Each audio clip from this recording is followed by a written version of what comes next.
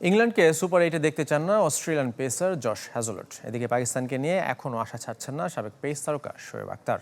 আর বিশ্বকাপের পর এই দলটায় আসতে যাচ্ছে বড় পরিবর্তন। গেল সব আসরের চেয়ে এবারের টি-20 বিশ্বকাপ যেন এক গোলক ধাঁধার নাম। যুক্তরাষ্ট্রের উইকেটে নিজেদের হারিয়ে খুঁজছেন ব্যাটাররা। প্রথম রাউন্ড থেকেই বিদায়ের শঙ্কায় 5 টেস্ট খেলুড়ে দেশ, যে তালিকায় আছে বর্তমান চ্যাম্পিয়ন ইংল্যান্ডও।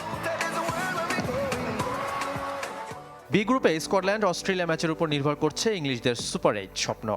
স্কটিশরা ম্যাচ হারলে সুযোগ থাকবে ইংল্যান্ডের, কিন্তু সেখানেও রয়েছে রান রেটের হিসাব নিকাশ। তবে ম্যাচের আগে ইংল্যান্ডকে বাদ দেওয়ার পরিকল্পনায় অজিরা, যা স্বীকার করেছেন জশ হ্যাজলউড। ইংল্যান্ড টুর্নামেন্টে টিকে থাকলে সম্ভবত আবার কোনো পর্যায়ে তাদের সাথে আমাদের খেলতে হবে। সেরা কয়েকটি দলের মধ্যে তারা একটি, এবং টি-20তে ইংল্যান্ডের বিপক্ষে আমাদের কঠিন পরীক্ষা দিতে হয়। তাই যদি আমরা তাদের আগেই বাদ দিতে পারি তাহলে আমাদের জন্যই ভালো। সেভাবেই খেলার চেষ্টা করব। ইংল্যান্ডের মতো একই অবস্থা পাকিস্তানের। আয়ারল্যান্ডের বিপক্ষে শেষ ম্যাচ খেলতে এরই মধ্যে ফ্লোরিডায় পৌঁছেছে ম্যান ইন গ্রিন। গ্রুপের বাকি দলগুলোর উপর ভর করে এখনও টিকে আছে পরের রাউন্ড স্বপ্ন। সমর্থকদের আশাহত না হওয়ার পরামর্শ শোয়েব আখতারের।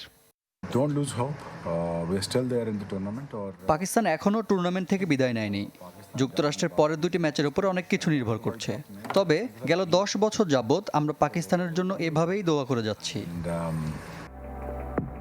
বিশ্বকাপে প্রথম 2 ম্যাচ হারের পর নতুনভাবে ভাবতে শুরু করেছে Pakistan cricket board. Jio news সহ একাধিক গণমাধ্যমের দাবি, বিশ্বকাপের পর অন্তত 6 ক্রিকেটার বাদ পড়ছেন এই স্কোয়াড থেকে। শাফাত মিদুল, চ্যানেল 24।